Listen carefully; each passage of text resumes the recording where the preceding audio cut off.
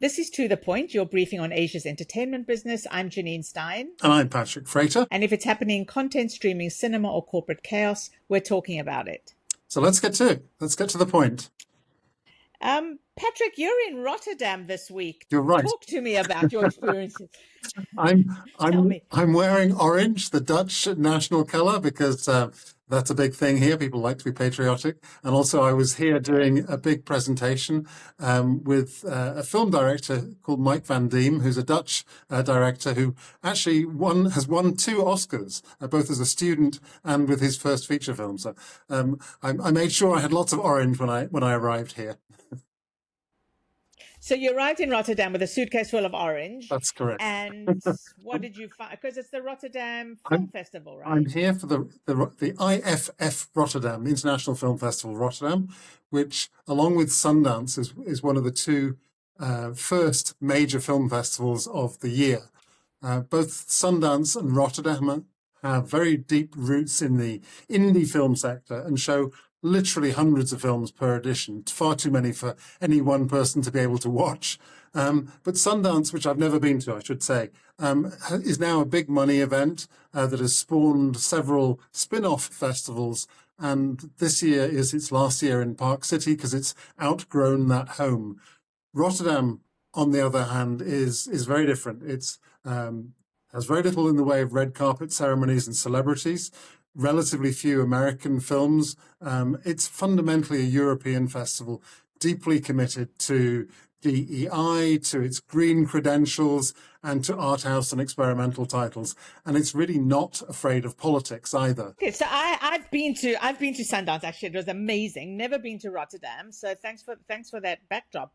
I'm interested in asking you about the Asian films in Rotterdam because there are quite a few. There are lots. And as you can imagine, I've focused a lot on the many Asian films that are playing here.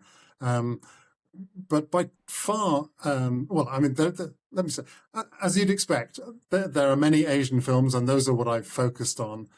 For me, I've tried to see as many as I can, and they've ranged from a big budget Japanese animation film through to a very silly Korean comedy, which nevertheless was last year's top local movie in Korea, called My Daughter is a Zombie, through a very grungy drama about mainland Chinese transgender women trying to earn a living in Hong Kong. Okay, so which ones have you seen so far? Well, those are the ones I've seen so far, and there are a lot. Oh, okay. But by far the 2 that have been the most interesting for me to have watched are 2 deeply political titles. One is called Seoul Guardians. It had its world premiere here in Rotterdam. That's Seoul, S-E-O-U-L, not Seoul. It's a feature documentary that depicts the very painful and in painfully close detail events of December 2024 in South Korea, where the president attempted to take over the country and impose martial law. The film is what I would call a campaigning documentary that chooses to argue a case rather than attempt to be neutral and balanced. And it makes it very, very interesting and explicit parallels between the events of December 2024 and those that happened 45 years earlier in 1980 in Gwangju, where there was another attempted military coup, and people died. Nobody died this time around. I think the film works best by showing the very extreme fragility of the institutions of democracy. And I think that was clearly one of the filmmaker's points. Had lawmakers in Korea literally not been able to climb over the walls to get into the National Assembly building on that night, the outcome would have been different. Had journalists and citizens with thousands of phones and small cameras not been on the scene to report in live, real time, nobody would have understood the urgency. They would have simply woken up the next morning and Korea would have been under martial law. And had the soldiers who were there to take over the National Assembly not been so passive and almost lackadaisical in following their orders, again, things would have been different and probably people would have got killed and injured. it turned out that they obviously had doubts about the legality of the order, and they were rather slow, and they let the citizens through the barriers. It was fascinating. And then I went on an expedition to The Hague with the filmmakers, where they took the film and presented it and had a discussion with the local Korean community here in the Netherlands. I didn't even know there was one, but it was a fascinating meeting. Well, that's when you say Rotterdam or festival organizers are not afraid of politics. Is this like the poster film for political bravery? Well, yes, I think it may well be, but it's being rewarded as well. I can tell you that Seoul Guardians has the second highest audience appreciation score of any film that has played in the festival so far. And we know that because audience does get to vote on the films, and the festival displays the current rating live on screen before any of their film screenings. So you can actually see where it is. So it's number 2 out of about 100 films that have played so far. So it's their boldness is being appreciated by the audience as well. Who is the audience? It's a very Dutch European audience. There's a lot of locals who've come to understand what this festival is, and that's one of the advantages of long-running festivals, that they eventually get to understand their audience, they program for them, and people turn up and take risks. I mean, people buy tickets not really knowing what the films are about, but they kind of instinctively trust the programmers to be showing something that is roughly in their wheelhouse. Is it a trade audience, or is it a consumer audience, which is film lovers? Well, considering how many people take tickets, it is predominantly a consumer audience. But Rotterdam has a very important industry component, which is built around something called Cinemart, which is one of the first ever film project markets. It's now, I don't know how old, 35 years old.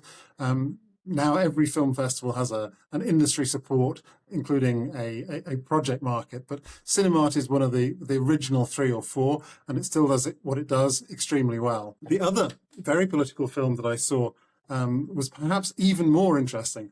It is called Deadline, and it was directed by Kiwi Chow, a Hong Kong filmmaker. It's set in a kind of futuristic, non-specific, but Chinese language education system. And the story is one of a school that is getting ready for crucially important exams in the next week. And order is disturbed when someone makes a mysterious warning about an imminent suicide. The film has been banned in Chow's native Hong Kong on national security grounds. The director literally got a one-line explanation saying it would not be desirable for this film to be shown in Hong Kong. And I found that's a shame, because I found the film, first of all, extremely entertaining. It's one of the most accessible films that I've seen. Comparisons can be made with the Japanese film Confessions from about a decade ago, or the very popular Taiwanese school set film You Are the Apple of My Eye. And I also think the film is, has lots of dark warnings about stresses in the educational system. But Hong Kong has chosen not to hear that firsthand. And he said in an on-the-stage Q&A that the antagonist is not just technology or the education structure, but the system, society as a whole, and the trends in it. And he has something of a track record as a prognosticator, a future gazer.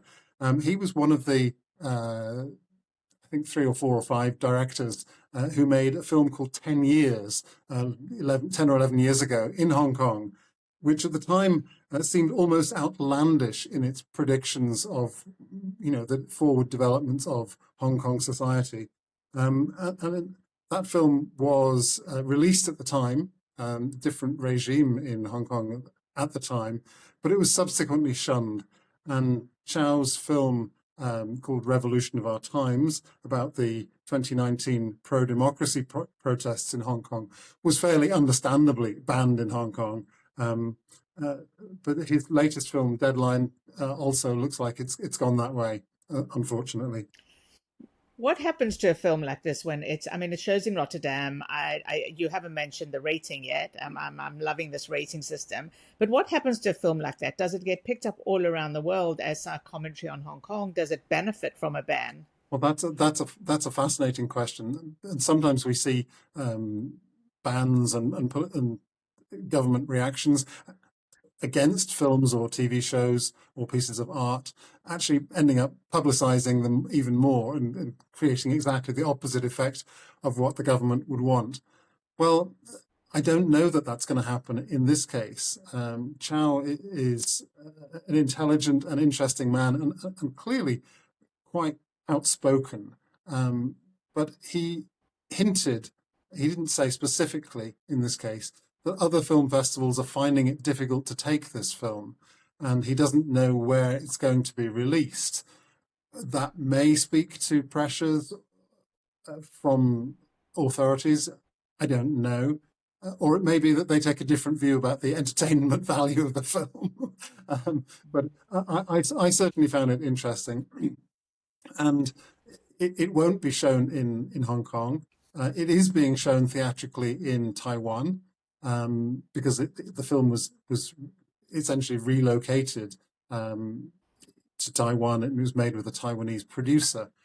But there too, I'm not sure what kind of a reaction it's getting. There have been, believe it or not, tour groups flying from Hong Kong to Taiwan to go and see the movie, so that Hong Kong citizens can try and see it. But I understand that there has been significant local pressure inside Hong Kong to stop such tours. What's the experience in Rotterdam? I mean, do you have protesters trying to prevent you from going into the theater, Yeah. or how does that play out? I haven't seen that at all. I mean, away from the on-screen politics, you know, Rotterdam has other problems. Like every film festival these days, it seems, it's suffering from budget cuts. And for the second year in a row, there's been a big debate about the future of film festivals here in Rotterdam. I was moderating one last year.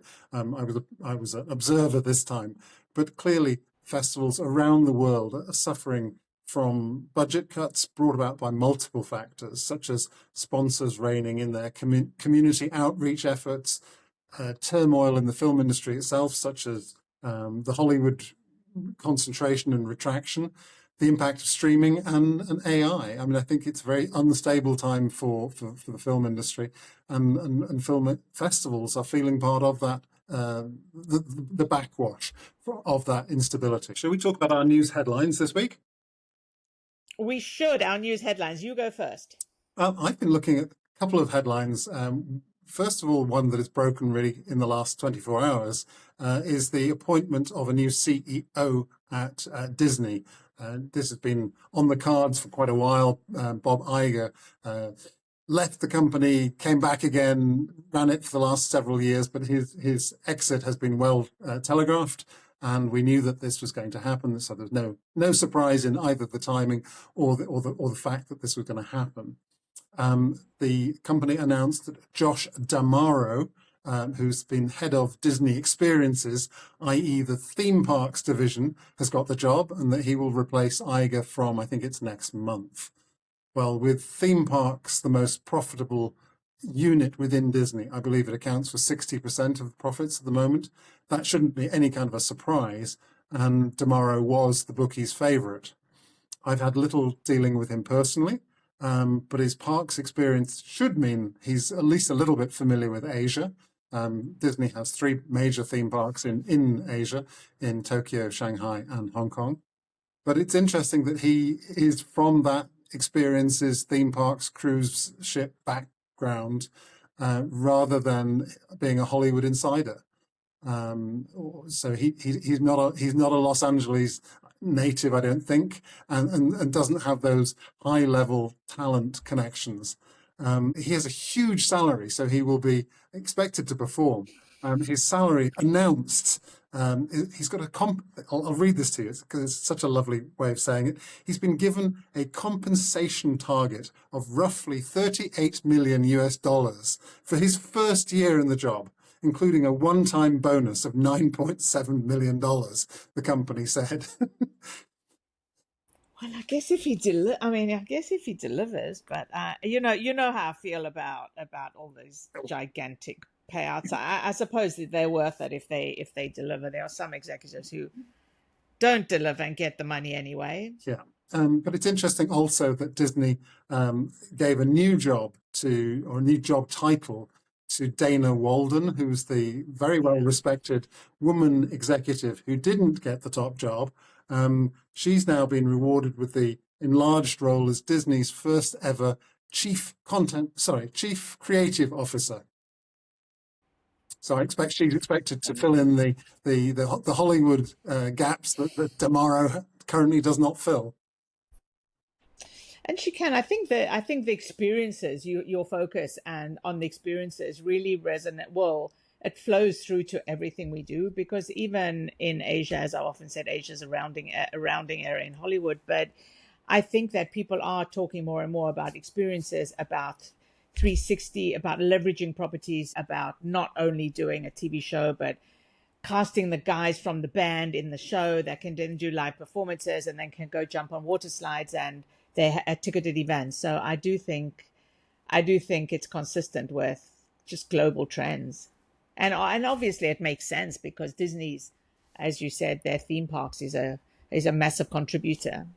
If those numbers are right, then all those brands and TV shows and films and franchises are in some way being created in service of the consumer experience that is milked for more money in other venues.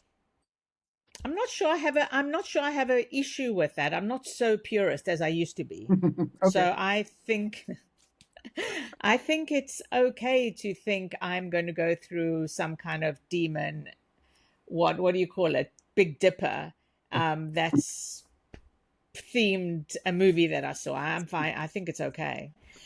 And your next headline? My next one was relating to the very, very slowly crunched data on the Japanese theatrical box office for 2025. I say it's slowly crunched because it's beginning of February now, and the figures actually relate to the year, weirdly, to the year until November.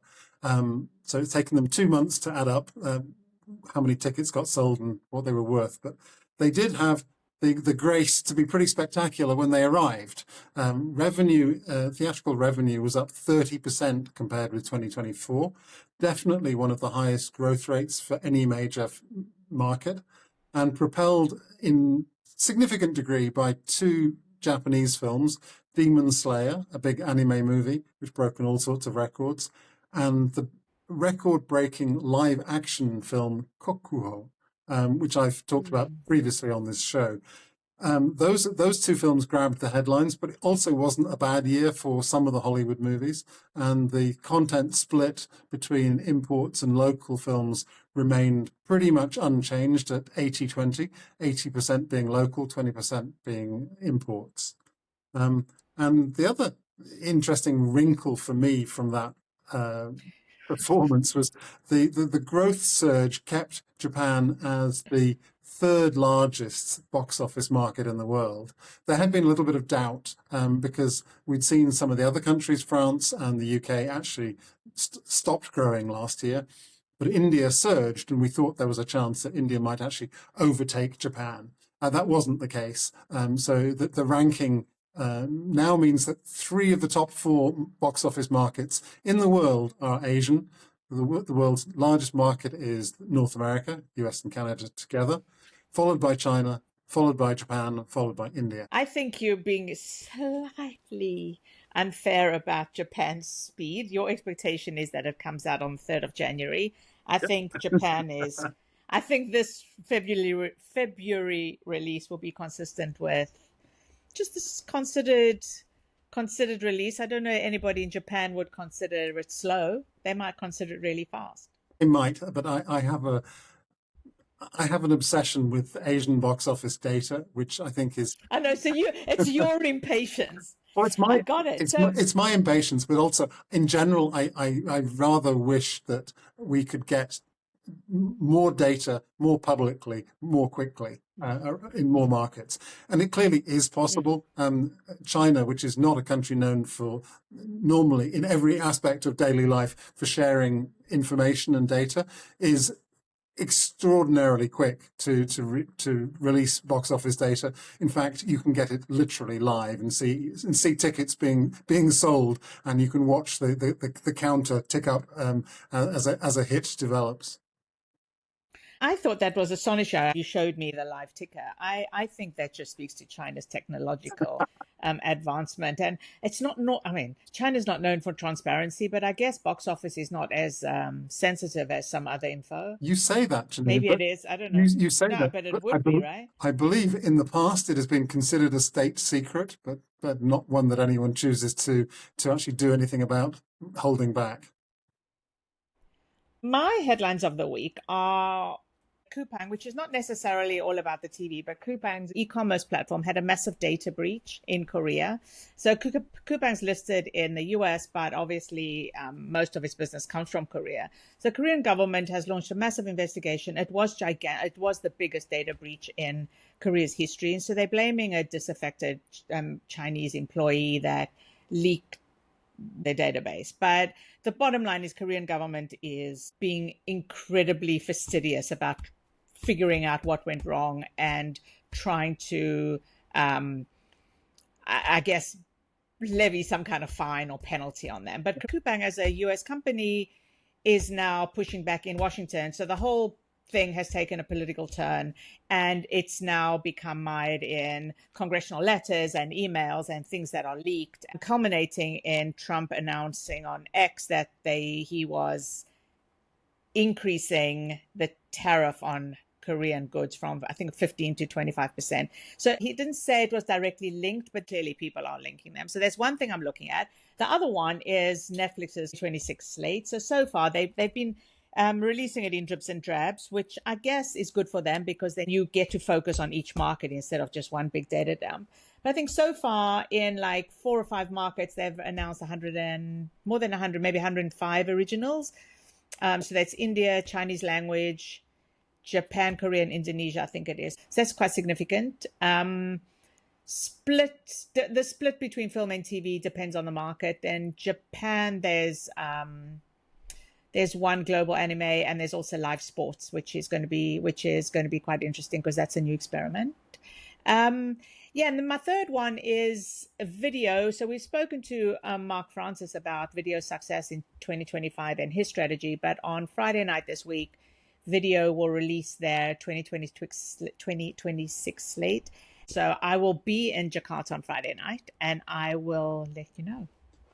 That's it. That's it from me. That sounds a great way to end today's podcast. You can update us on what you learned next week. Janine, thank you so much. This has been To The Point with Patrick Frater and Janine Stein.